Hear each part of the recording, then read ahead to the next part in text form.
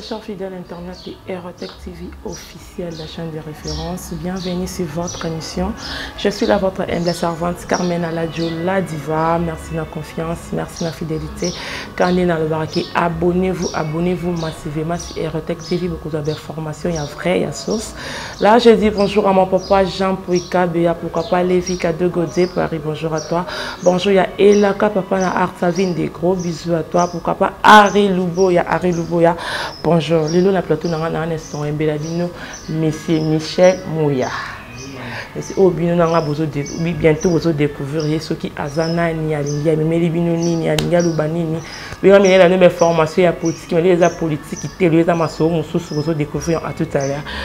Bonne santé, monsieur Michel. Bonne santé, madame, bonne nuit.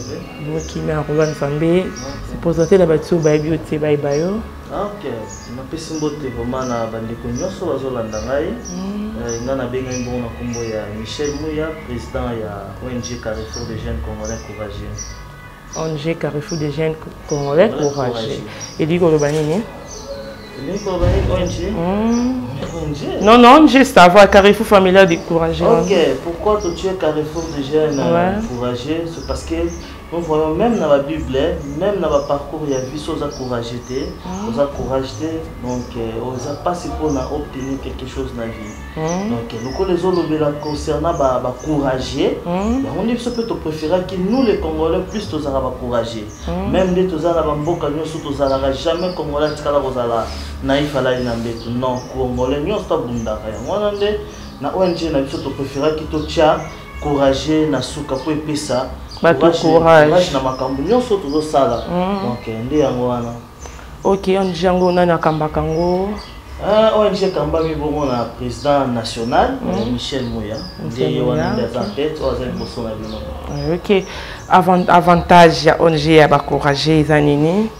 Donc avantage ya ONG courage za que non d'abord création des emplois, lutte contre le chômage, lutte contre kuluna, lutte contre les enfants de la rue, lutte contre le viol fait à la femme.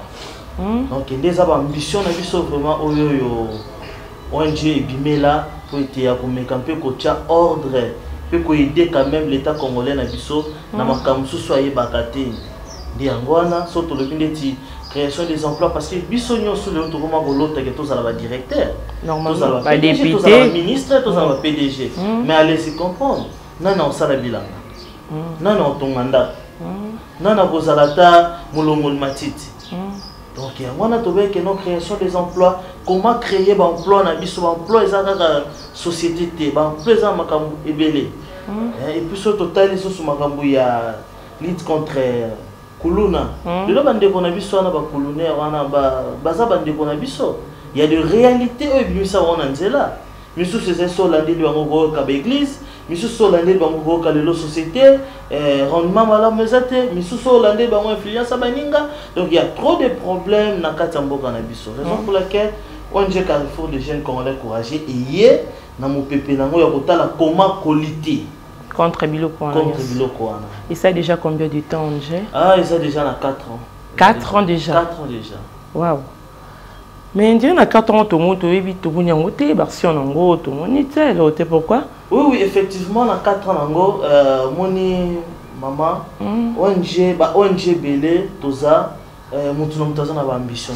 Oui. Mon ambition, plus visibilité. Mais biso ONG na biso vu que ça qui plus lit wana auto tu kotanga, ne to préférer qui na tozo au moins 3 ans na biso ya maki. Ok. 3 ans na biso ya maki on ezaki pona nini, ezaki pour toi implanter ONG na biso. ONG na biso et déjà déjà na ba province presque tout. Donc na 3 ans na biso tozaki nde ba ke non moto so préparer base na ye, préparons toujours na ndenga CC. Mais biso to bande ko tiana pour to yeba réellement mboka na biso nini tozana ngo kosenga. Yango nde après avoir ko implanter partout pe ko yoka ba doléance ya batu nyonso tout nde sikoyo to bi bon to kiso ko mi bimisa sikoyo na batando ike na ba télévision ya internet ba télévision au biso total de façon que permettre que non mon agnon soit congolais ba que non ils ont ONG mon botama et ça ce qu'on a côté ce qu'on a action nango action nango lié nango normalement est-ce que vous sang na kizara wapi. OK siège nango toza bon na Fatima na Fatima ils ont mis sur Willere croisement Willere église catholique à Fatima na kati Fatima na ya restaurant La Pina izawana to sangana wana la Pina au mouvement ça a besoin de contacter biso so ga na La Pina chaque jeudi samedi. Si que nous dans la province, c'est la province, c'est avantage, on a les mêmes avantages que dans la Kinti dans la province. Ouais, net na Kisangani déjà avantage au barré, avantage au Toloba qui déjà pour na Kisangani les autres ça déjà to gagner déjà propriété à ville à Kisangani, où ils ont quand même bon na président provincial nango na Gibson. Donc kuna déjà na kata ko salama. Goma pe to bandaki mais bino mo boyi mo ba réalité ya mboka, il y avait un peu mais déjà na Kisangani ba avancement déjà ko salama déjà. Déjà ko salama. Donc ba tout déjà bazozo déjà ba misala ba jeune lelo kuna. Ba misala on bazozo ngonde ni de créer ba entreprise, de créer ba activité. Mais tant déjà to lobi que nini ya gardinage to fungoli wana. Et ça déjà entreprise ya ONG. Ils ont permettre que propose à musala senga nini biso to senga na biso lo côté c'est juste ce que vous a en ordre na biso remplir fiche na yo et puis aussi carte de membre na yo le reste ONG ko s'occuper na yo ce que propose la carte de membre vous en il faut sande nini faut que nesika au bureau ezali ndeti na Kisanga neza na Makiso soko yo okuta Gibson na zawana ko soki za Kinshasa oye na siège esika to lobaki na Fatima wana okozwa biso nyonso pour kozwa ba coordonnées nyonso lingi okozwa explication nyonso ozana mo lingi 4 ans à Bosaki 3 ans en police qu'on est une année beaucoup mieux que ça qui est bon là que ça va est vrai bah mais bien que on dit n'importe quoi c'est belé mingi peu et ya ça dans l'autre tiers côté là est-ce que oui parce que eux il invité assurance ya eux ils en étaient nini assurance oyo ils a vraiment et au côté na on maïté et au dinda pété parce que to décider qui vraiment que non to soit appui à l'état congolais na bisoté puis il y a partenaire congolais mon côté pourquoi peut-être bande comme sous ba kolobana na za orgueil non tu vois ba ONG belé comment ce qui bimika ka lelo bo sunga biso to ça non biso to préférer que na ba cotisation na biso na ba moyen na biso moko to préparer nanu to kemba de façon que attend l'état congolais là koya a tchabiso appui déjà na 1 autre zanango c'est ça et non to zana 0 to ba no sengimba moko 1 non on a toujours aidé boka na bisoté et puis information nini tozo memela peuple l'état congolais na biso ezali ya bandeko tozo mona réellement baza na souffrance nde ngona to mona ki ke na inane na biso tozo sala siko visibilité na biso to loba ke no to banda ko pesa na merci na ba maman ba bota biso oui donc ya on to penser ki na ba veuve maman nyonso ya veuve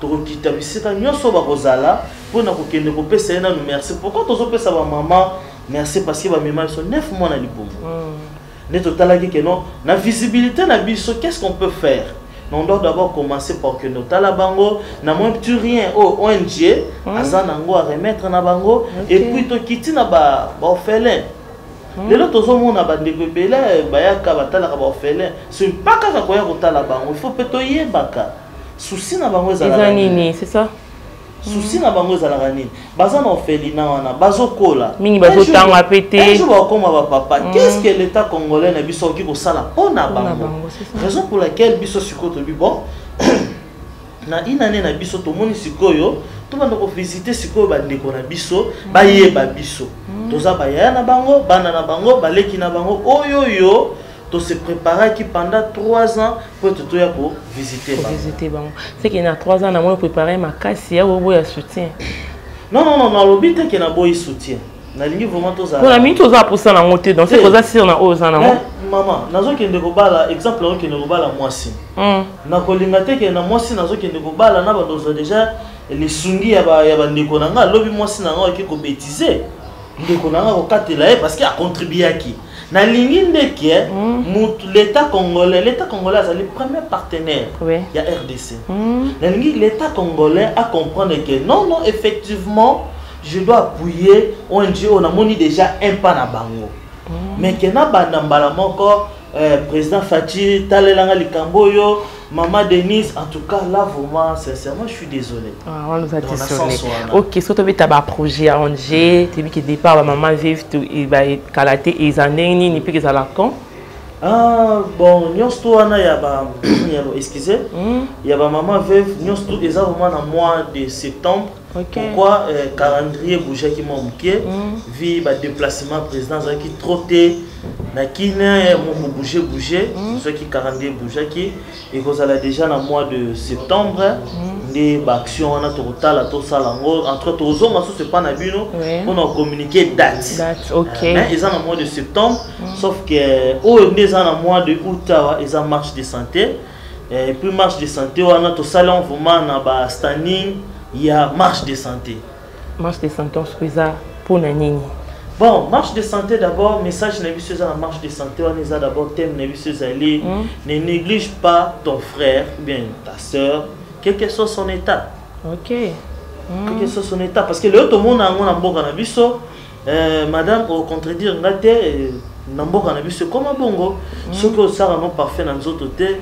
Nous avons coopéré noté. Oui. Donc, tout le monde a un bongo. Il y a un truc que ne néglige pas. C'est les qui a dit que ça, il y a comme si il y a les qui. Voilà. Si on a marché, on a différence ces années. On a marché, tout le monde a toujours tout le bar, tout le monde. Après marche, tout le rendez-vous dans le bar. Voilà. Parce que ce que tu préfères qui est que vous allez dans le bar, vous allez dans le site Moko et vous permettre de partager. Partager des vision à ONG. Ah, on a quand même partager ma sang à Picandisa là. Vision à ONG na biso. Et puis na quatre on a ba médecin, ba docteur bazawana. Ou peut-être ba commettre un peu côté ya biso marche de santé les aponanines. Et puis là aussi ça, moi ba pareil que za la wana ko la kisakena au moni tensiomètre, au moni ndengo transpirer, au moni mouvement corps na yo qui ba landeli vraiment nzoto. OK. Voilà. Et puis to ba que notre zala ka jamais ingrat. On a tous les moutons à la marche de santé et ça rentrée scolaire.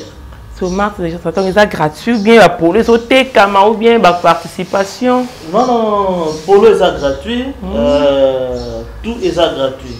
Mais sauf que et si ka oyoyo to sangane là, on a des gratuité parce que quand même tous les Congolais to yé bien go. C'est si ka moto a tchango pas le 10 francs. Et to ben que non. Il y aura un montant, ils ont déjà affiché, ils ont 10 000 francs pour la moto, pour la Azala. Pourquoi tu as 10 000 francs? Normalement, tout le monde est moté. Mais tout à l'heure, il y aura presque aux Alandais, déjà madame nous a invité à Bisso. Il y aura des photos, shooting et Rosala. Il y aura des remises, cadeaux et bakaye et Rosala. Il y aura aussi nos frères et nos sœurs. Ou peut-être qui par amour. Asa peut-être un transporteur aux là. Donc avec petit rien on et ko aider de façon que ndeni azongela to esunga na makambo to za nango besoin on sala les jours wana. Mais pour les gratuit pour na polo vraiment isa gratuit. Parce que marche mais ça pour na bata on chute na bataliban ba ko ko yana ba ko participer. Non, marche on les a vraiment porte des grandement ouvert pour na montunyo tout. Mais to boy karande que non oyo tout na biso te que vous pouvez suivre sur le polo, mais vous pouvez suivre sur un bon transport. Il faut que vous ayez ONG, vous avez sur parti politique.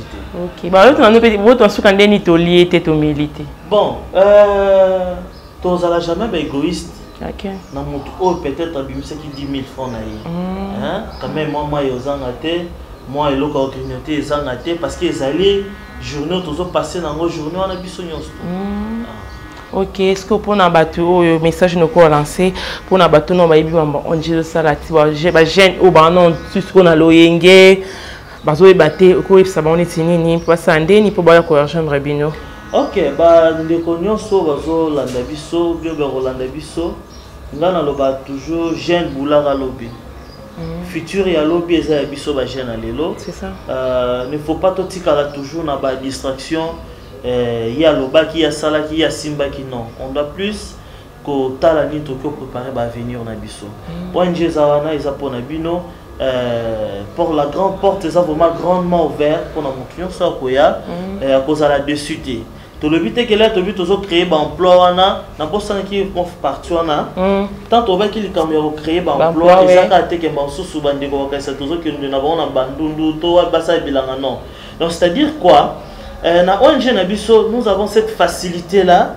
Il y a aucun de tout près à l'État congolais. C'est quand on a que l'État congolais a parrain, partenaire liboso, on a mbokanae. Donc il kotala ah papa bandeko boy batanga bakelasi bazo salati. Donc l'État congolais pas à peine à devoir au sungabiso kotala ndeni ya kotinda mona différence ministère batu bakende ko sala. Selon l'étude na yo oyo tangeli. Oyo tangela o biso tozala na ngo besoin plus c'est ça que non tozala na CV na yo.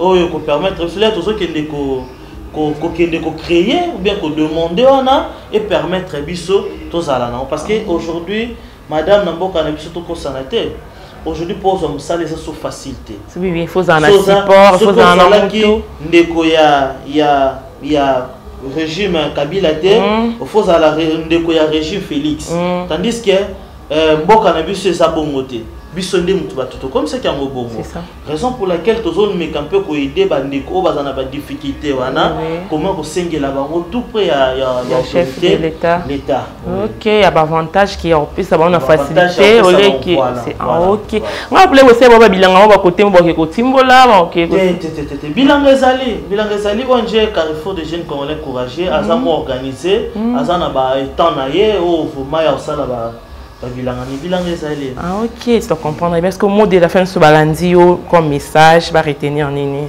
Mot de la fin, on peut ça merci vraiment à patron ya Chenoyo. Jean Pouy. Vraiment à CPL ko zwanga lelo et puis là on senga plus na ba congolais au bazali banda tout comme bazana mboka na Congo to meka mpe ko simba na loboko total comment lobi pe mboka na biso ezonga pe na dajo tolobake non notre beau pays donc torotike la ba continuer so bango mokote biso pe tozana sima na bango pona to sunga bango donc c'est ça numéro contact monsieur Michel pour te contacter yo numéro contact les alliés 084 033 1370 1370 va toi contacter ba bingo directement zo yo yate ba yambila yo après te wana ba yambila ngati zali bongo zali 243 243 84 033 1370.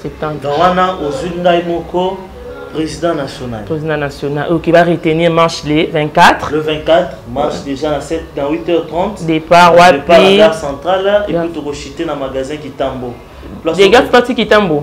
Aussi Kaboui. Ya parce que on va beta makolo ngoma kinda sanity. Makolo nza ko beta tozangi mbongo dota mwana seno. Mais siko biso siko tozana mbongo mais to tokisa siko zoto na biso. Na santé ni nzambe Jonathan. Simba nango. Jonathan yebi. C'est to katin tozi moto to pusani mwa boso. Te marama moto ezate. So katin médecin oya pesio moi kis mo boye. Netka na poto. Voilà. Na moi ba avantage ça. Ah OK, merci na do pesa so temps. Merci maman na. OK, zanda pour na yo à chaque temps un message. Tozana pour na bino. Là je dis merci à l'équipe technique, là je vois derrière la caméra Jonathan, mon caméraman privé, pourquoi pas mon réalisateur Annie Lumissa, merci à toi, merci à mon papa Jean Pouika Béa, merci. Là, comme ça, moi, Carmen, on se voit sur un nouveau numéro. Bye bye.